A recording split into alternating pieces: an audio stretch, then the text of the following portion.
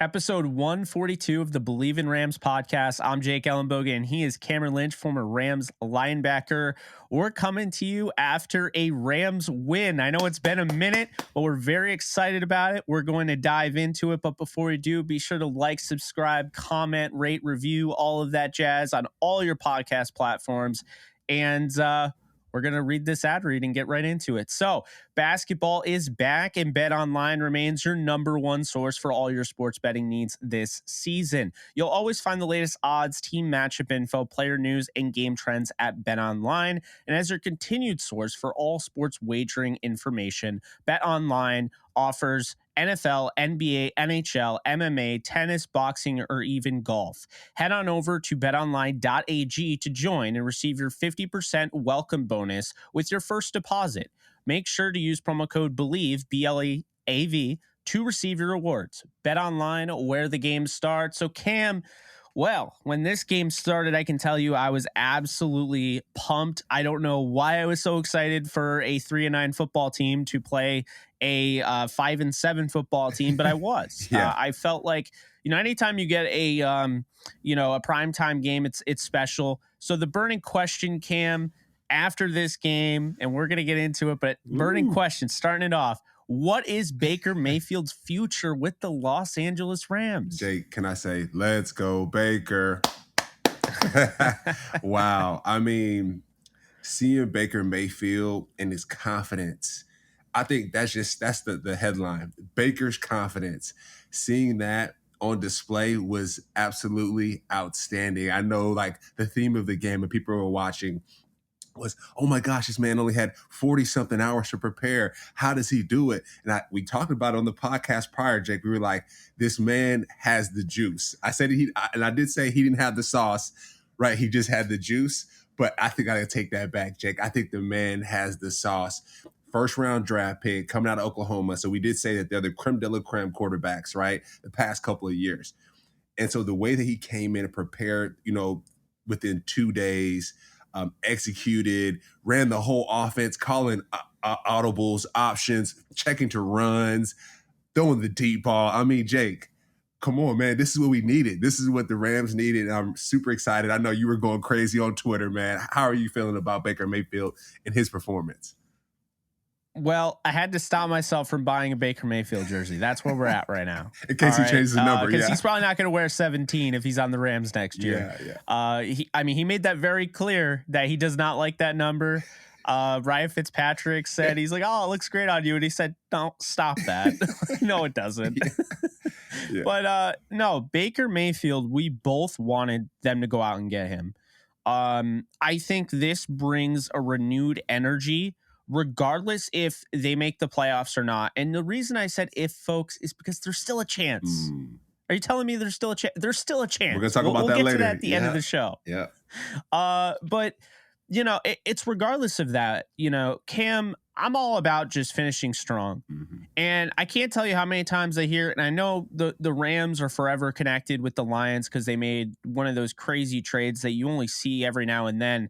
But as a Rams fan, you are not obligated to root for the Lions. No. Okay. And they're not rooting for you. Are you kidding me right now? And this, I have to say this, Cam, because I hear it all the time. You guys are ruining our draft pick. Bro, when you made that trade, this is a dream.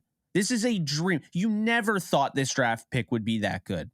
Even if they make the playoffs, it's better than I could have ever imagined this draft pick to be for them. Mm-hmm. In all honesty, I'm overhearing about the draft pick. I'm not tanking. You kidding me? I'm not tanking. What good does that do you? None. Oh, you get a higher pick in the second round. If there is somebody that they like enough at 33rd overall, they'll trade up to get him. I'm not worried. I'm not concerned, okay? They're going to have a second round pick this year unless they trade it for somebody. I don't think they should, but they will. So here's the thing. Enough with the tanking. This is going to be fun. Sean McVay confirmed that Baker Mayfield is the starter moving forward. In the words of I don't know if you saw the movie Do Revenge. This is shocking news. I'm shocked. It's not. Obviously, Baker's going to be the starter. I did feel bad for John Wolford, who was on the sidelines with the helmet on, but you knew he was never getting back on the field after that. Yeah. It's a next man up league. Yeah, and you got the number 1 draft pick coming in. Like, come on, fam. John played at Wake Forest. Like, I played against them. Like, Wake Forest and Syracuse has never been good. And you got a guy come from Oklahoma, number 1 pick overall. Like, what do you expect, fam? Cam, Baker Mayfield being a Ram is so good for our business. I can't even explain it. We're so hyped. I got so many followers. And I was saying some I wasn't like cussing all over the place or anything like that on Twitter, but I got loose. I was going all caps. I was like, you gotta be kidding me. This is the most excited I've been about a Rams game since the Super Bowl. Yeah. When you get a guy like that in there who has the following he has, aka the Baker Bros, I don't care what anyone says. They are good for business. The Baker Bros? They're going to be watching this podcast. What's that? The Baker Bros. I'm not sure what that is. Jay, you got to fill me in on the Baker Bros. What's that? He's got a fan base. Okay. Like a fan base dedicated to him, like the LeBron fans. Okay. Okay. Like the Beyonce awesome. Beehive. Okay. Got it. Okay. Yeah, I didn't know that. So Mayfield's fan base flooded my Twitter. Was like, oh my God, this is awesome. Like, I'm going to be a Rams fan now. And I'm like, I see it. And then I saw the views start to go up like crazy. I had the live stream I did, Cam, right after the game. Mm-hmm. I had over 800 people in it live. Whoa. And it hit almost 14,000 views. Round of applause there. Round of applause. Yeah. I mean, and that's big, Jake. I think you talked about this, right? Like, the podcasting, the 4-9 football team, Cam. Yeah, this just makes life better for everybody that's creating content around the Rams. I'm super excited for you in that as well, because you've been working on this for a while now, and so to see your hard work pay off, with exciting moments like Baker Mayfield and forcing the Rams to finish strong rather than tanking like you suggested, like, it's only better for everyone. So for the Rams to continue winning, for Sean McVay to diversify his playbook, to get Baker Mayfield in there, it's better for everybody. Everybody eats, B. Absolutely, Cam. It's great for our show as well. You can see with the numbers, you put Baker Mayfield in the title, and all of a sudden, people are like, "Whoa, hey, hold on a sec, I gotta watch this." Yeah. We're gonna get into the game balls real quick, but I just had to say, credit to Sean McVay, credit to Lesney, credit to whoever got this guy in the building. It's a no-brainer if you do it. Mm-hmm. If you don't do it, then you don't do it. But Baker Mayfield, and you might already know this, but if you don't, I gotta share this insight because this was awesome. So he had his interview with the Amazon Prime, crew. And he even said, they were asking him, did you know you were going to go to the Rams? And he's like, I bought a plane ticket to go to LA. I just assumed they were going to. I'm like, man. And then his post game, celebration in the locker room, after the very fiery Sean McVay winner, the speech there, man, Baker Mayfield saying, I'm glad I'm home, just felt like it just hit me right in the heart, man. I'm like, this guy. I mean, how is this any different than OBJ? How is this any different than OBJ? Mm-hmm. Two teams, hasn't found a home, left disgruntled. Maybe this is his home. And I mean, I know OBJ is gone, and there's a very good chance they'll go after him this offseason to bring him back. But Baker Mayfield, and they did the same thing. They both played their first game on the Rams. But what Baker Mayfield did as a quarterback, I've never seen before. I think it's unprecedented, if I'm being honest. Yeah, it's the first time in a while. It's for someone to pick up a playbook in 2 days and start at quarterback. That's super hard to do at quarterback, all the checks, and be successful at it. And my question is, how's Matthew Stafford feeling? That's my question. Inside, I'm sure he's super happy. The Rams are winning, but I know he's in concussion protocol. We talked about this. I think you had a hot take about this. Will Matthew Stafford retire? Will this help his decision in retiring? Right? Okay, the Rams are in good hands. If I want to be smart and play with my kids when I grow up, and really value my health and safety, Should I just pass the sticks to Baker Mayfield and live a great life? I got a Super Bowl. What does that look like? I'm curious what he feels like.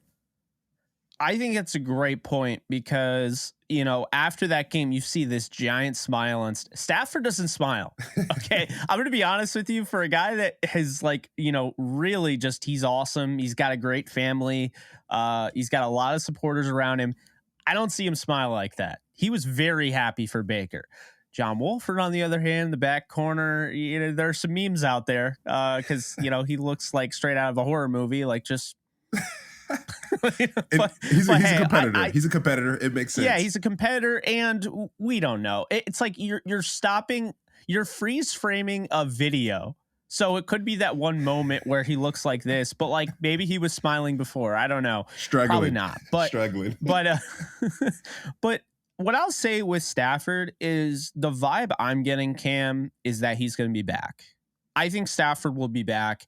And I think he actually may have retired this year had they made the playoffs and fallen short, or even if they won the Super Bowl again. And I guess they still have a shot, so let's not throw that out the window just yet. But he can't end it like this. He can't. He's been through too much. He's not going to end it like this. Sean McVay even said he doesn't expect him to have any procedures done this offseason. He had him done last offseason. So he might be more ahead of the 8 ball if he gets to sit these games. Keep in mind, I think the big issue with him, obviously the offensive line being banged up to all hell, but you look in the training camp and his all of that, right? Going through everything, preseason, all that.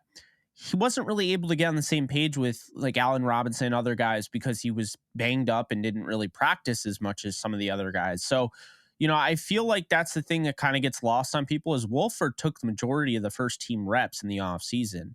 And I think that's why the Rams were so comfortable with him being the guy over Perkins. So now it's a little interesting, right? Because Baker is probably going to command a decent deal if he finishes off this year strong. But if he doesn't finish it off strong enough, then the Rams won't sign him, right? So it's one of those things where you want him to do well, but if he does too well, he's probably out of the Rams' reach because you're not going to pay $17 million for a backup quarterback, right? So, I mean, at that point, compensatory pick comes into play. And they already knew they were getting one. And I said this. I was like, look, compensatory picks for quarterbacks are different. Because a backup quarterback, if somebody signs him to be their starter next year, like I mentioned, a Trubisky type of deal, that's going to be at least a 4th round compensatory pick, I would imagine. And then you have like and then you have the buzz of Baker. Like Trubisky was drafted high, but Trubisky does not have the brand that Baker Mayfield. He doesn't have the sauce like Baker has the sauce. So it's just one of those things, Cam, where I'm thinking about it and I'm like, the Rams win either way, but I definitely want to see this guy back, and I can't believe I'm saying it. It may be reactionary. I'm never going to push Stafford out of the building. He's done too much for this organization in such a short amount of time, and I've been a fan of his going back to the Lions, so I'm not, backing down on that. But the best case scenario, Rams run it back next year, win Super Bowl 58. Stafford retires and Baker takes over as the franchise quarterback. You get him on a legit deal, and you have him at age 30? Mm-hmm. A 5-year deal at age 30. So he still has the decent mobility. He's not a running quarterback, so you don't have to worry about him getting himself into trouble. Can make all the throws. He's got the clutch gene that you need. I think that's the best case scenario. I really do. I think the Rams feel like, I don't know. There was something about this year where I felt like I was buying too much in the running back hype, but I was like, we're probably looking at a year after they win the Super Bowl. Because think about the Chiefs. Everyone was calling them the dynasty. After they won with Patrick Mahomes, it's like Patrick Mahomes, youngest quarterback to win a Super Bowl. Like, this is crazy. And they haven't won since. So it's one of those things where you can't just assume. And I think a lot of us just assume. Because of Thomas Edward Brady. That's why. Yeah. Because, what it really comes down to with this team is that I think they still have a core group of guys. They're going to have some cap space, I think, at some point. They can still, free up to $80 million next year. It's not as easy as just freeing it up, right? You have to make some tough decisions, but they could. And, I just feel like when you look at like a Baker Mayfield, this is a guy that we've talked about it. He won the Browns their first playoff game in years. He broke the rookie touchdown passing record. He had 2 really good seasons, throwing over 90 passer rating. And he had a shoulder injury, and then the Browns kind of gave up on him. And then he goes to the Carolina, and he's got one of the worst offensive coordinators in football that's not imaginative at all and holds him back. I've already said this, so this is not a shock. Yeah. And that's another thing. How do you think the Panthers fans felt watching that game last night or the other night? Because it's sick. Like, were they using him like that in Carolina? No. And I want to go back to your point, Jake. You mentioned something with Matthew Stafford and Baker Mayfield with this. I think Baker Mayfield's going to show the Rams how to use these receivers. I know we're going to talk about the game balls pretty soon, but I think Baker Mayfield's going to show Sean McVay, hey, you could be using this guy like this, right? You could be using this guy like this. And so even for the Panthers fans, like, hey, y'all could have been using Baker Mayfield like this. So I think Baker Mayfield's going to shine a light on the dark areas for the Rams, the dark areas of the offense, the lack of diversity, right? Always throwing a Cooper Kupp. But when you got different receivers like Brandon Powell, you got Tutu Atwell that Baker Mayfield's using at a high clip the second day that he's on the team. So if he's using these guys and these tools in an effective way to win a game on the second day of him being on the team, why can't Matthew Stafford do that? Why can't John Wolford do that, right? So I think he's shining a light on a lot of those things. And Baker Mayfield, sauce man. So now we get into the game balls. And I mean, how many do you want to give out, Cam? Because I feel like you could give out 3, 4, maybe 5. That might be pushing it. All I know is that Baker Mayfield has to get the first game ball. He gets number 1. I mean, give him number 1. The way the deep ball at the end of the game, Jake, to start on the 2-yard line. And to be honest, when he started on the 2-yard line, Jake, I wasn't worried because I'm sure he watched Tom Brady beat the Saints prior to, right? Tom Brady had a little amount of time to work with, and Baker Mayfield was probably same I can do that score. Too. Same score, same thing. That's all right. That's happened. It's like teams are like 4 in 454 in the NFL when trailing by 13 with 5 minutes to go. And we've now seen it. It was 1 in 434, or maybe even more than 434. I don't know. But the point is, only 1 win had come from that. And that's happened 3 times this year alone, Cam, to make it a 4. If you forgot, because obviously you talked about the Brady one, Baker, but you can't forget the Jets earlier in the year with the Browns, man. Mm-hmm. Nick Chubb scores. They come back, the most improbable win because they actually had to hit an onside kick. They had no timeouts. They weren't going to be able to stop him on defense. They hit the onside kick. They picked that up. And then the bomb from Flacco to Corey Davis. That game was one of the craziest things I've ever seen in my life. That's happened 3 times. The 4 times all time, 3 of them have happened this year. Question for you, Jake. When Tom Brady beat the Falcons in the Super Bowl, right? And at that moment, I think it was coined like, don't ever give up on a game because it's never over until it's over, right? Like, I wonder if Tom Brady created a mindset, I think, just for the sports world, the sports industry, all the teams, like, hey, if you give me 2 minutes as an athlete at the end of a game to win, like, it is possible. I'm not sure if that was possible prior to Tom Brady and just that mindset, but I'm seeing it over and over again, similar to like how Steph Curry changed the game of basketball, right? Ruined the game of basketball, shooting 3-pointers, and you got big men shooting 3-pointers.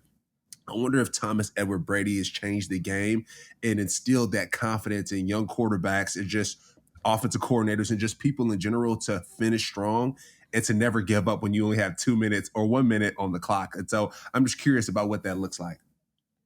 So it's funny with Brady because I feel like that's all, like, everyone associates 28-3, that comeback. But I would go as far back, and I don't remember the exact score, but Russell Wilson threw like 4 or 5 interceptions in the NFC title game against the Panthers. And he came back and like won that game. It was incredible. And it might not be the Panthers. It might have been the Packers. That sounds about right. But yeah, it was like the most improbable comeback. They were down by like 20, 30 maybe.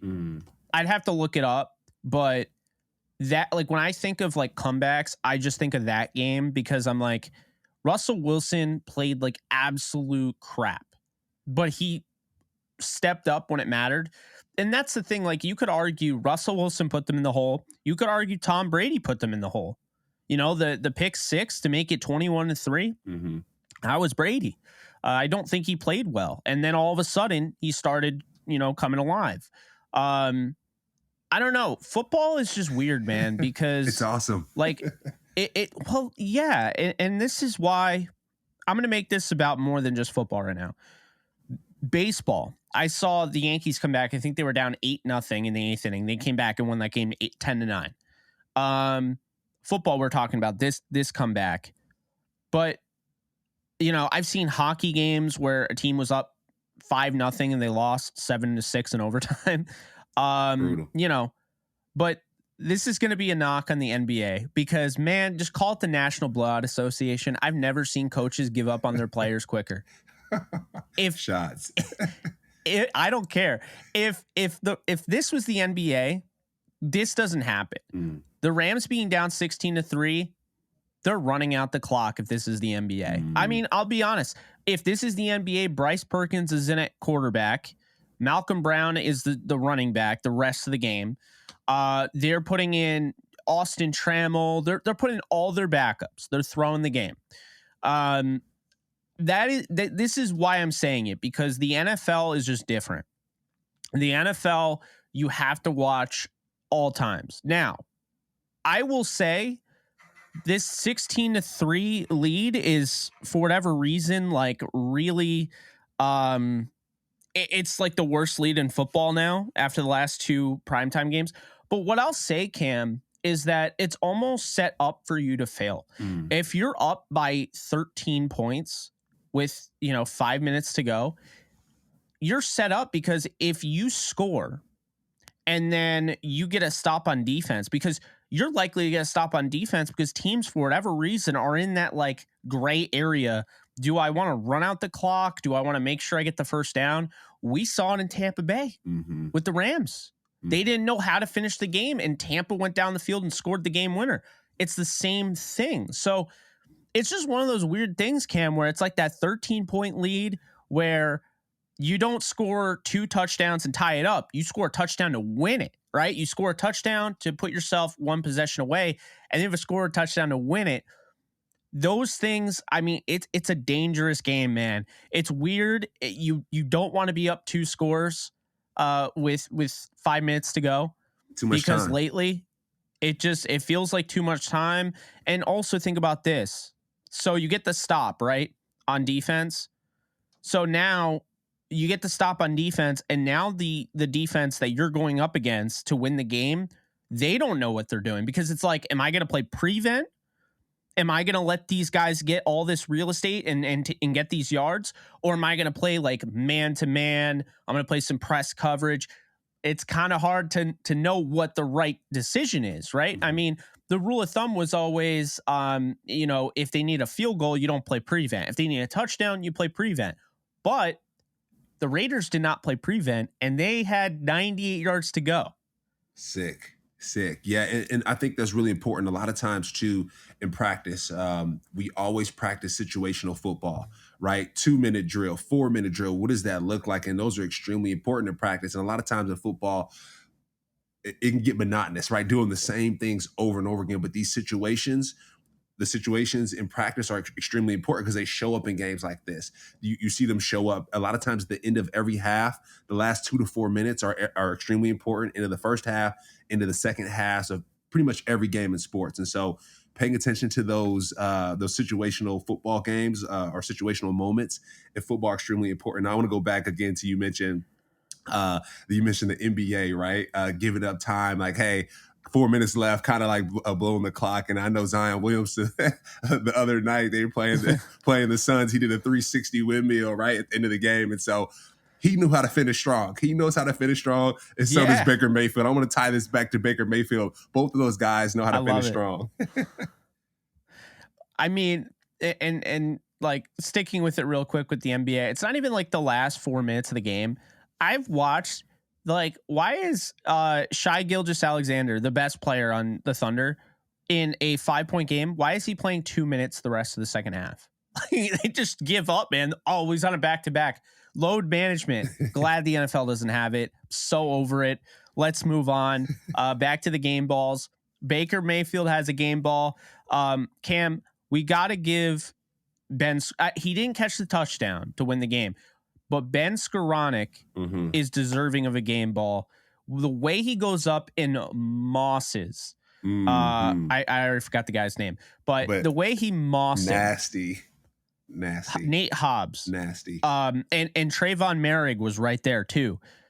Just disgusting. Yeah. I mean, I think it was Peter King who said on the NBC sports YouTube account or whatever. I was watching the video, him explaining how things went. Peter King said, according to Next Gen Stats, Baker Mayfield on that drive had 3 passes of below 35% likelihood of completion. He says it was so improbable that there are quarterbacks in the league that if they get one of those completed in every game, it's a good thing. He had 3 on the last drive when it had to happen. Nasty. And as much credit as you want to give Baker, you got to give credit to Atwell. You got to give credit to Van Jefferson coming down with that ball. I mean, it's perfectly placed. But Van Jefferson, if he drops it, the game's over. Yeah. You have to give credit to Van. You have to give credit to Skoranek. You have to give credit to Malcolm Brown because, I mean, hey, what happens? I mean, they scored 9 seconds remain after they scored the touchdown. What happens if Malcolm Brown doesn't dive to the ground after he catches that check down and tries to stay up and fight for yards?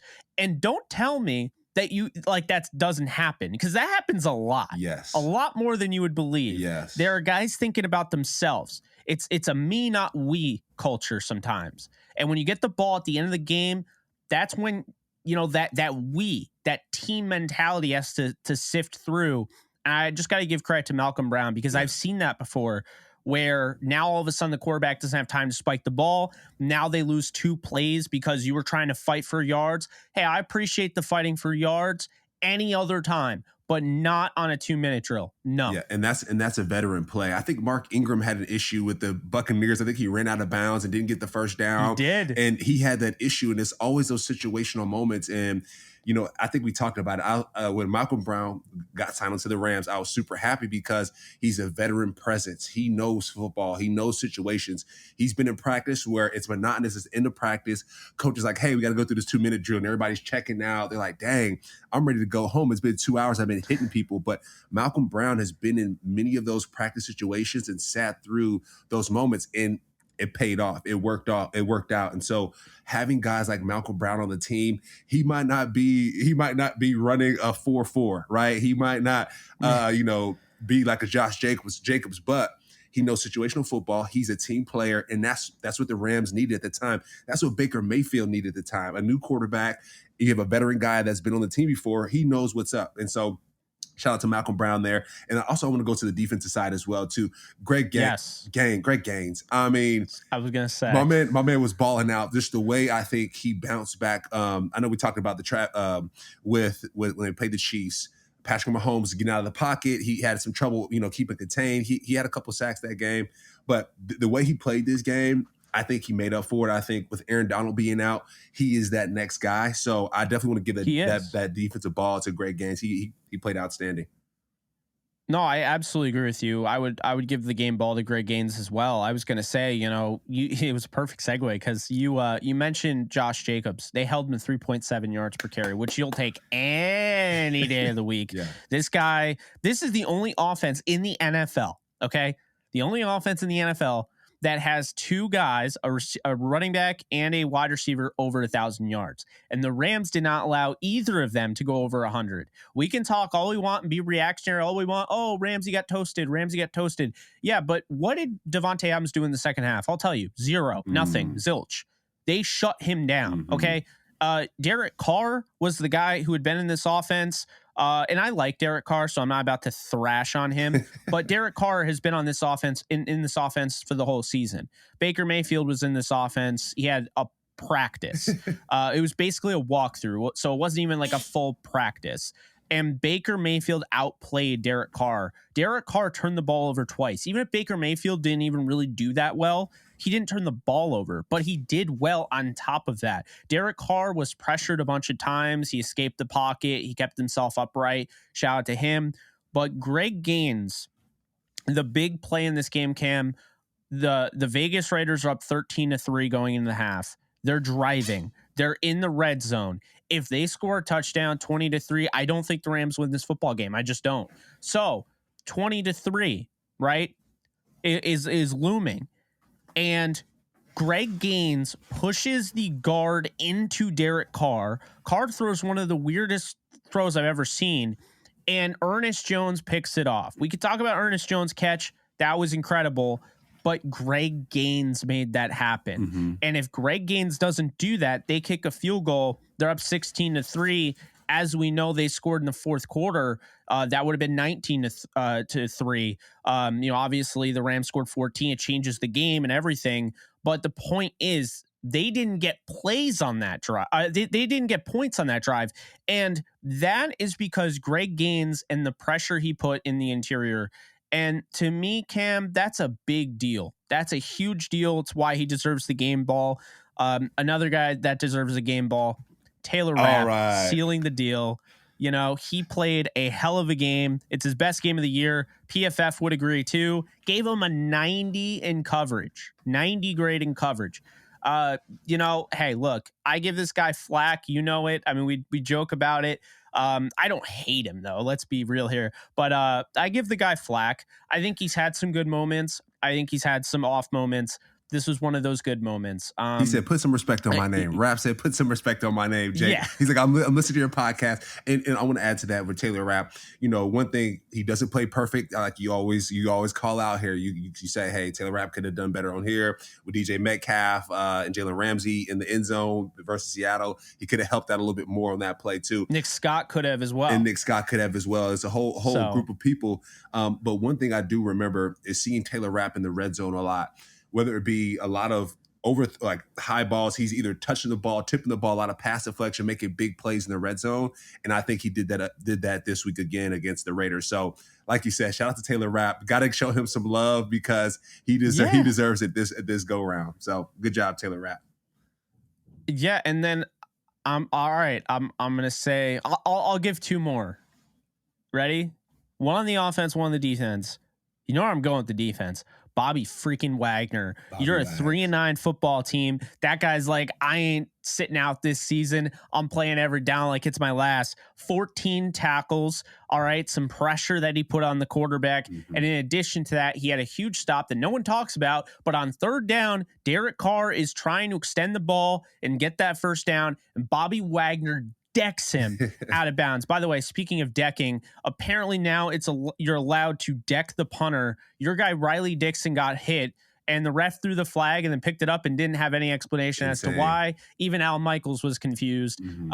Had to throw that out there. The offensive side, I am going to give a game ball, and this could be a one, but I'm just going to give it to the man in the middle. Brian Allen. Mm-hmm. It is so hard to be a center in this league. It's so hard to be a starting center in this league. And it's really hard to be a freaking center in this league when your quarterback doesn't know the offense. Mm-hmm. Brian Allen kept Baker going. Okay. He kept him going. He was yelling back in his face, telling him different things. I mean, it got to the point like Baker was literally saying like 4, 3, like they're going off like the wristband. Yeah. Like, it was straight up like backyard football, and that doesn't happen if not for a really good support staff. Mm-hmm. And Baker mentioned, Sean McVay deserves credit. Stafford deserves credit. John Wolford, Bryce Perkins all helped him. Zach Robinson, we'll get to him later. I think he'll end up being the OC next year. And Liam Cohen, who's going to be leaving to Kentucky. We'll talk about that later. But those guys got him credit or got him ready. But the center, Brian Allen, didn't give up a pressure, didn't give up a sack. So the way he played in this game, and by the way, neither did Coleman Shelton, so I got to give him shout to him. But the way he played in this game, Brian Allen showed you he was worth the payment that they spent this offseason, and he stepped up. Mm-hmm. He's had some injuries. It hasn't been, smooth and pretty this year, but Brian Allen was a Pro Bowl center last year, and he looked like one on Thursday night. And Jake, you mentioned this, right? The support that he's providing Baker Mayfield. The other people that you mentioned, the coaches, they're not on the field, right? They're not listening to the black hole screaming at the top of their lungs. Jake, when I watched that game, it was all black in the stadium. I mean, I saw a whole bunch of Raiders jerseys in that SoFi Stadium. So the fact that he was able to give Baker that confidence to sling the ball, to check out of plays, like that was unbelievable. And so you mentioned his play, and then not to mention, let's go on the Raiders side. We also got to show love to the Raiders team as well at the end of the day, because those guys could be Rams one day. So you never know. But we want to also show love. That's a good way of putting it. You can never know. Max Crosby, I think, he was one of your players there that you chose. I mean, the man was playing out of his mind. Rob Havenstein had him around his neck pretty much half the game. So the fact that Rob got away with some of those calls, shout out to the folks, the football gods there. And then Chandler Jones, the way that he played, I mean, we called that out. That was your guy. And that was my guy. Yeah, that was my guy. We called that out in the prior podcast. But the fact that Baker Mayfield was able to operate against world-class players like Max Crosby and Chandler Jones, these Hall of Fame-esque players, possibly players of the year. When it comes to Max Crosby, I think he's looking for Defensive Player of the Year. The way that he played under that pressure, the way that the Rams offensive line, Byron Allen, the way that they operated with that pressure, unbelievable, man. It's unbelievable. It's something we got to give those guys an award, because that was, I think we talked about it, versus Seahawks. They played the best complementary football, I think, that we've seen. And then adding to this week, they just maxed out. And so I think the Rams are definitely on an upward trend. I know we're going to talk about here pretty soon about what the playoff hopes look like, but I mean, the Rams did it. They did it. And this is Rams football, Jake. This is what we need to see week in and week out. I absolutely agree. Looking at our X factors last week, Cam, you and I hit the nail on the head with Crosby and Chandler Jones. I mean, not even an argument there. Crosby might have been the best player in this game, if I'm being honest. He just absolutely looked like a man amongst boys. But Chandler Jones also had a sack, and Chandler Jones played well. I thought Ty Nsekhe did the best he possibly could against him. I was impressed with his effort. Rob Havenstein, my only complaint with him, I know he gave up 5 pressures, he gave a sack. I mean, Crosby destroyed him. But that, to me, that's the one thing about Sean McVay. Like, I felt like, he should have had Higbee or Bryson chipping Crosby every single play. Just to have him 1v1 was pretty brutal. And it just shows you, Baker Mayfield was able to escape, and he was able to make plays. But it goes to show you, it further proves my point. Guys like Brian Allen and Coleman Shelton being able to block the way they were allowed Baker to step up. Mm-hmm. And if if the interior was bad, the game would have failed. Mm-hmm. But because the interior was good, and Skura had his moments, like he wasn't great, but he wasn't bad. Like when you have a clean pocket up front that to step into, it nullifies the edge rush. Right. Mm-hmm. So I felt like they did a nice job, even though Baker was sacked 4 times. Coleman Shelton and Brian Allen, they deserve a hell of a lot of credit. And then, I had Atwell, you had Powell. Powell had some good returns. They didn't really use him as much this week, which was kind of surprising. I mean, he only had 2 targets. He didn't even have a run this week. So yeah, a little weird. They didn't really use him a ton. After maybe his best game of his career last week. Mm-hmm. So a little weird there. Atwell, most targeted wide receiver. I think I literally predicted that would happen. So that's crazy. 5 catches, 50 yards. Yeah. I mean, Tutu at the beginning of that last drive, you could tell he was going to have to help them out. He had a really nice play where he broke a tackle, ran a beautiful route, broke a tackle, and got some extra yards. Tutu just continues to grow right before our eyes. He's not Tavon. He's his own person. He's his own person. He's not Tavon Austin. He's Tutu Atwell. Keep him separate. Exactly, man. And I think Tutu has a chance, Cam, to at the end of the year, he could be the second receiver on the team. Like, he could be the second in receiving. No one's going to pass Cooper Kupp. The guy's over 800 yards, and he had it within the first like 9 games, which is freakish. But Tutu Atwell, now all of a sudden he's moving up the rungs. He has 237 receiving yards all of a sudden on 11 catches and a touchdown. That's 21.5 average. That's crazy. That's like Deshaun Jackson like territory. What could Allen Robinson be? My thing is, what can Allen Robinson be? Like, when I hear stuff like that, I'm like, oh, I know. And it would be cool if Allen Robinson had Baker throwing to him, but that's neither here nor there. That is what that is. Nice to see Van get in the end zone with a touchdown. Neither of us had him in the X Factors. We had Powell and Atwell. You had Scott. I thought Scott had some moments.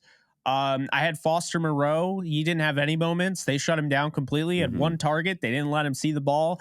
That's not me missing. That's the Rams like game planning. Like, we're not going to let the tight ends do anything. You had Matt Collins, who at the beginning of the game destroyed the Rams. They had no answer for him. He had 2 catches for 22 yards, and then he had 3 carries for 40 yards. Matt Collins was a baller. They just stopped using him. I don't know why. They tried to get cute. It was working. Stay with what works. Yeah. I mean, I'm not complaining, but you start to wonder why the offense was struggling so much. I mean, Matt Collins was destroying this team, and then they didn't use him again. I mean, it was kind of bizarre. Devontae Adams is catching these one-handed passes. I mean, the guy's a Hall of Famer. Like, going against Jalen Ramsey, I know we talked about this. Double team Devontae Adams, and I almost tweeted that, Jake, at the beginning of the game. I'm like, double team Devontae Adams, and Jalen Ramsey had him one-on-one. He had an outside release, so it was Jalen Ramsey in the sideline pretty much, and so he had a tough go there. But the Rams are double teaming Devontae Adams, and I think maybe the Raiders fell in love with Devontae Adams. Like, oh, this guy is balling out. Let's keep going to him. Let's figure out what that looks like. And Holland is just sitting there like, hey, what about me? So that's neither here nor there. That's on them. We got the dub, so that's all that matters. I think what happened was McDaniels started off the game with a script. Obviously, everyone does. And the game script was like, hey, we watched a lot of Rams football. They do a lot of the end arounds. Let's do that ourselves. Let's take advantage of the fact that Michael Hoyt, who, by the way, was in my X Factors, he had kind of a back and forth day, like struggled to keep, hold of the edge, set the edge. But, he had 2-3 pressures. I thought Copeland played well as well, so we'll have to mention him. But I think with McDaniels, he was like, we got him where we want him. They have Hoyt there. Hoyt's not great at setting the edge. He's more of like an interior defense line, kind of a tweener. Let's take advantage. They kept running to his side where he couldn't set that edge. And I think he went away from it because that was the game script. And even though it was working, their script set up the game plan. They wanted to win this game, putting the ball in Josh Jacobs' hands. He ran 27 times. The Rams just held him under 100 yards. I mean, you say what you will, they had 165 yards rushing, total in this game, but they held Josh Jacobs under 100. You're going to win most games when you do that. And Raheem Morris, the Raiders didn't really have much of a response. I mean, 7 targets for Devontae Adams. He only caught 3 balls for 71 yards. It's a good day at the office for him, in yards per reception, but the Rams shut him down in the second half, and I think that's a credit to Raheem Morris making, adjustments, doesn't get enough credit. And I think it's a credit to this Rams defense playing like its life is on the line. And this team just continues to fight. We love it. No matter what you say, they just continue to fight, man. Bleav in Rams. Let's go. Bleav in Rams. Run the damn ball podcast.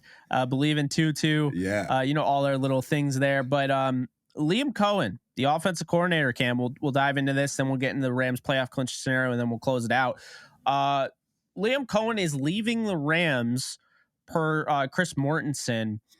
He will become the new OC for the Kentucky Wildcats. Now, he was the Kentucky Wildcats OC the year before. So going back to what is familiar, I don't know if he'll ever be back with the Rams, but either way, good for him. That's a good scenario for him. Good situation. He turned them into a top 4 offense in the SEC.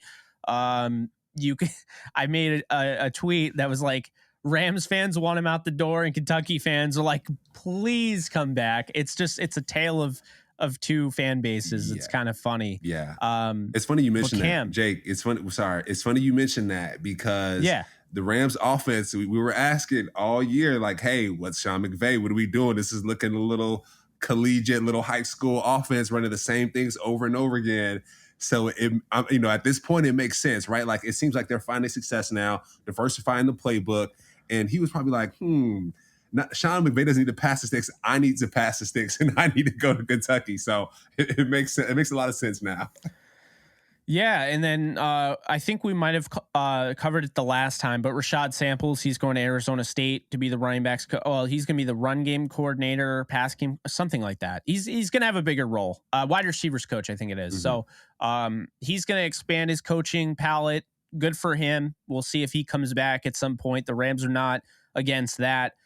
Greg Olsen came back. The guy was, I think, the OC in 2008. So Greg Olsen, who got the game ball going up against his former team, the Raiders. He was going crazy. Good. Happy for him. But Cam, with the OC out the door at the end of the year, now that we know, that leaves guys like Thomas Brown. That leaves guys like Zach Robinson.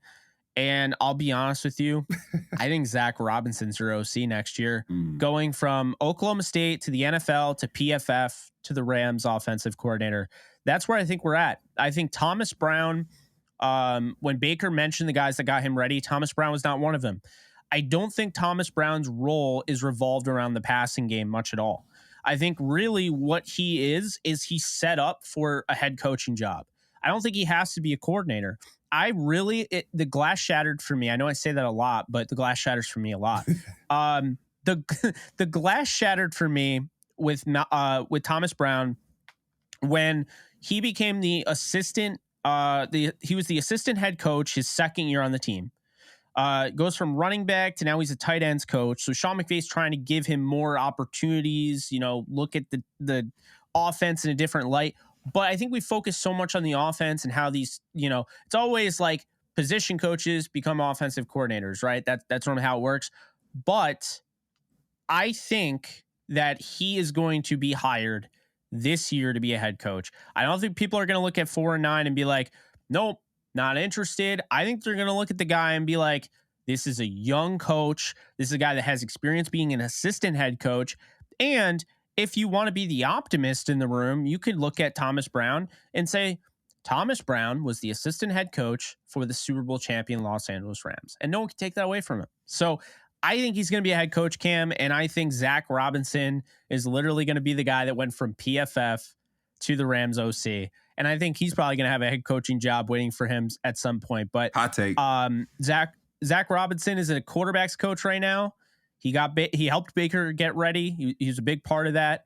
You're starting to hear more and more about his name. This is a guy that I've paid attention to since they added him. I know there's going to be Cliff Kingsbury's out there. I know there's going to be Frank Reich's, but I think Sean McVay is going to hire Zach Robinson, promote him from within, and he will be the OC next year. I don't know what you think, but that's how I feel. And Jake, we talked about this. Finishing strong only benefits everybody, right?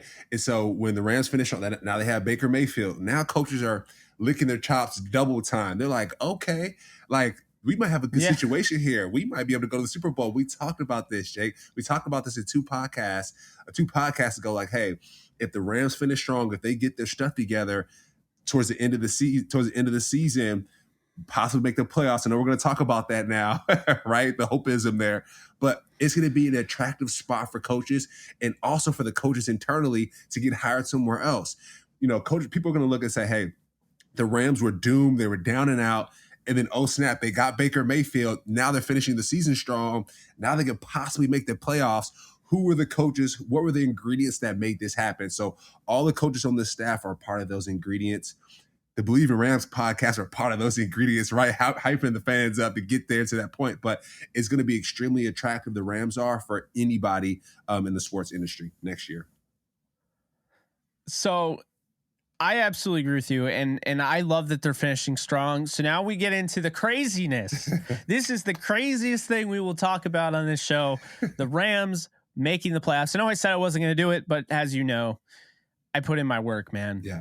I do my research, and I went down a rabbit hole, Cam, and Safe to say I've done it. I'm back into conspiracy theorist Jake. I don't know, whatever you want to call it. And this is the tweet I put out. In case those of you out there are still trying to hold on to a miracle, this is the only way for the Rams to make the playoffs. They must beat Green Bay, Denver, Chargers, and Seattle, win out at 8-9. Then they need Washington or the Giants to lose all their games. So they need either or. They don't need both of them. They don't need both. I have the schedules below, so I can even give those to you. Yeah. So they don't need both of them to lose. They just need one to lose. We're going to find out really quickly which one that we want them to lose, because if Philly beats, if the Giants beat Philly this weekend, then you need the Giants to beat Washington. So this weekend is going to say a lot. Okay. With that said, Seattle has to lose out. Now, Seattle goes up against Carolina this weekend. If Carolina can do the Rams a favor and win this game, then maybe, just maybe, Seattle loses out. San Francisco, Kansas City, Jets, and then the Rams to finish the season. So I think the Rams are going to beat Seattle week 18. I think they were the better team the last time they played them. So I think as long as the Jets can take care of business, Kansas City, San Francisco, and of course Carolina, I think the Rams can actually take down Seattle in the last game of the year. Yeah. But the last thing, this is important. Green Bay, who the Rams play, Detroit, New Orleans, and Atlanta can't win 8 games. They can't win 8 games. If they get to 8, it's over. So I have it all broken down. Even Arizona is still alive somehow, but I'm not worried about Arizona. They play New England, Denver, Tampa, Atlanta, and San Francisco. Yeah. They lose 2 and they're out. Yeah. Carolina loses 2 and they're out. I'm not really worried about Carolina. Seattle, they have to lose 5. Ooh. Carolina, San Francisco, Kansas City, the Jets, and the Rams. Detroit. For those of you out there that want to root for Detroit, don't. Why would you root for Detroit? The Rams still have a chance to make the playoffs. Don't do it. Root for the Vikings. Root for KOC, man. Okay. If the Vikings beat Detroit, they just need to lose 2 more games. Detroit has Minnesota. They have the Jets. They have Carolina. They have Chicago. And they have Green Bay. Green Bay can't win 2 more games. Detroit can't win. They can't win 2 more games. So it's going to be tough. Like, that's the thing. So Detroit plays Minnesota, the Jets, Carolina, Chicago, Green Bay. They got to lose 3 of those games. And, Green Bay has the Rams. And at that point, if they beat Miami, Minnesota, Detroit, now they're down. They need 2 losses and they're done. The Rams need 2 losses out of Green Bay. If the Rams beat Green Bay on Monday Night Football, the Packers are screwed. They got Miami, Minnesota, and Detroit. So theoretically, they have to win out to have a chance. Mm-hmm. So that's good. New Orleans, they lose 1 game and they're done. Atlanta, Cleveland, Philly, Carolina. It's possible that they win out, but Philly, I think, is going to win that game at the very least. Mm-hmm. The Giants, Philadelphia, Washington, Minnesota, Indy, Philly. Then you have Washington, the Giants, San Francisco, Cleveland, and Dallas. So one of those teams has to lose out. I think if we're looking at the most realistic option here, and none of this is realistic. I mean, it's like they have a 0.1% chance of making the playoffs right now. Yeah. But it could turn to a 1% chance if everything goes according to plan this weekend. Yeah. Seattle, if they lose to Carolina, Rams are still in it after this week, regardless of what happens. That's the only elimination scenario, is if Carolina loses to Seattle, the Rams are eliminated. But if Carolina helps the Rams out, then the next week, obviously San Francisco has to beat Seattle. It's funny enough, you'll find out before next Sunday if the Rams are in it. Seattle's next 2 games. Seattle has the Thursday night game, and if they beat the Niners on Thursday Night Football, the Rams are eliminated. So it's one of those things where you're going to constantly watch Seattle. The Giants and Washington.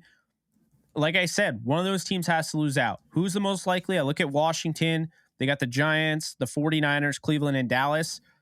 Unfortunately, that Dallas game could be a problem because Dallas doesn't have a chance to win the division. So they could sit their starters the last game of the year. That would be brutal. Yeah. But Washington against the Giants, San Francisco, Cleveland now with Deshaun Watson, and then hopefully Dallas plays some starters.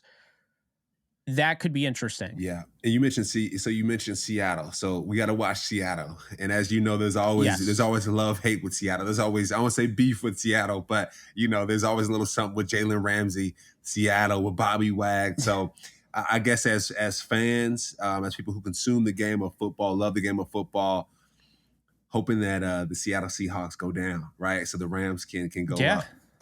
That's it. Yeah, I mean, there's absolutely. I mean, if Seattle loses out, then this is possible. Anything's possible. Yeah. With Baker Mayfield, maybe. I will say, Cam, it would be a weird flex, but the last game of the year, because we'll know this, if the Rams and Seahawks become the last game of the year, that gets flexed to 8:30 on Sunday Night Football. That'll literally be to go to the playoffs. Sick. That'll be out of this world. That would be nuts. And if that's the case, if the Rams if they're in a position where they beat Green Bay, Denver, and the Chargers, and they're 7-9, and they have a chance to go to the Super Bowl, or not Super Bowl, the playoffs, if they beat Seattle. I mean, who cares at that point how far they get in the playoffs? If they actually make the playoffs, Baker Mayfield is going to be a legend in Rams history. Like, that would be the craziest comeback. Like, I mean, that would really be like the craziest thing ever. What do we do, Jake, if the Rams make the playoffs? Let's end the podcast on if the Rams make the playoffs. What's a bet? What do we do? What's something that we're doing if the Rams make the playoffs?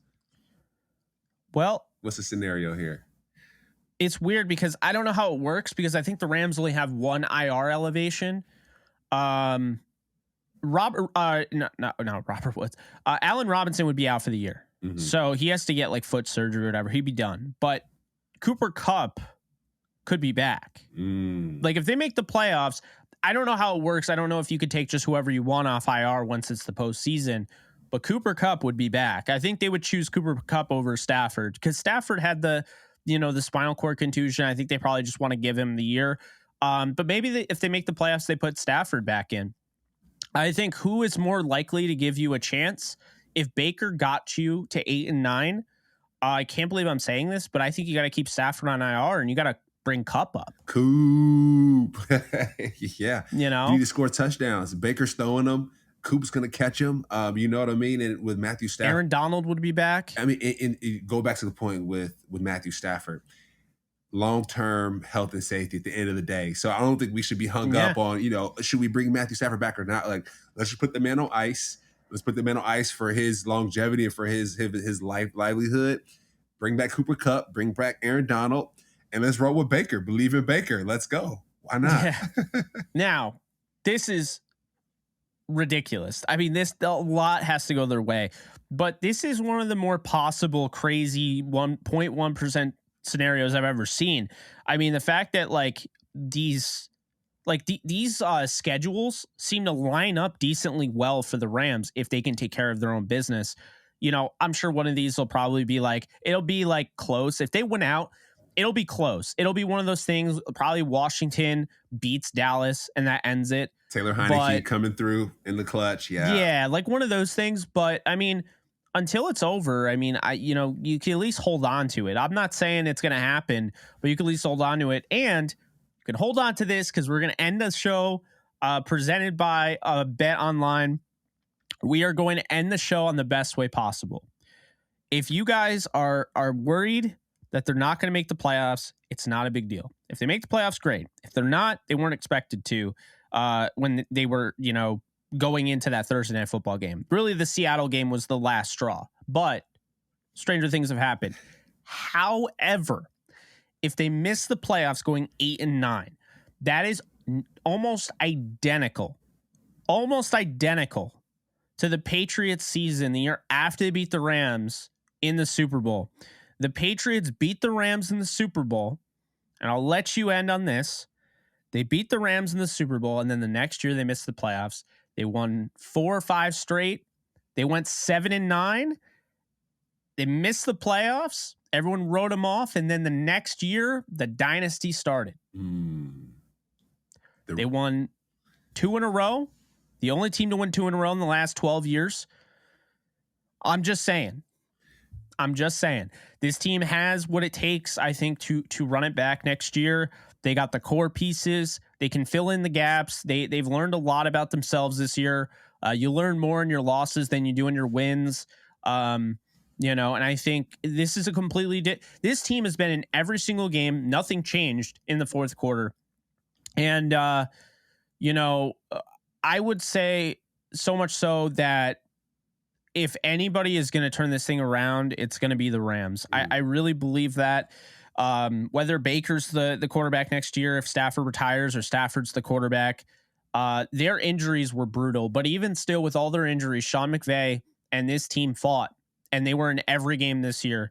So take solace in knowing the fact they're going to have an easier schedule next year. This was the number 1 schedule in the NFL. They had 14, I think it was 14 different offensive linemen start this year. They just had back-to-back games where they started the same offensive line, and they finally won a game and snapped their 6-game losing streak. There you go. So it's one of those things, man, where a lot of crazy stuff had to go against them. They dominated Tampa, and they lost the game on the final play of the game. They outplayed Seattle. They lost the game on the final play of the game. I'm just saying, you have those 2 games switch, and now we're talking about a team that instead of 4-9, they're 6-7. And if they're 6-7 right now, I'm absolutely putting them in the playoffs. Yeah, that's the difference, and it's one of those seasons where they've been in every game, and they've lost 9 of them. They've won 4, but if they were just struggling, reeling, playing like absolute garbage, I'd understand it. Mm-hmm. But I'm not giving up on this team going into next year. The way they're fighting, the way Baker Mayfield is fighting. I mean, just look at how this team played around Baker Mayfield. Yeah. This team is 4-9. Okay. You never know it with the way they play. They're playing harder. They played harder than the Raiders did at 5-7 with the playoffs still intact. I'm just saying, don't sleep on this team to make a big, statement next year, and don't sleep on this team to go back to the Super Bowl next year. I'm just going to say that right now. Let's go. Bleav in Rams. And Jake, can we end the podcast with the "Let's Go Baker" chant? All right. By all means, you do it. You lead it. All right. 3 and 2 and 1. Let's go Baker. Let's go Baker. Let's go Baker. Bleav in Baker. I mean, it's exciting to see him step in, own it, and crush it. And yeah, like you said, Rams back in the Super Bowl. Let's go. Let's run it back. I got the shirt on, from the previous Super Bowl. Yeah. Let's go. Let's run it back. Vamos Rams. Hell yeah. I'll just say no team wants to see this team in the playoffs. I'll leave it at that. Let's go. Record doesn't matter when you make the playoffs. Yeah. No 7 seed has ever beaten a 2 seed. This would be the first if they made it. I'll say that right now. But that's going to do it for us. I'm Jake Ellenbogen. He is Cameron Lynch, giving you hope as always. And this has been episode 142. We will be back.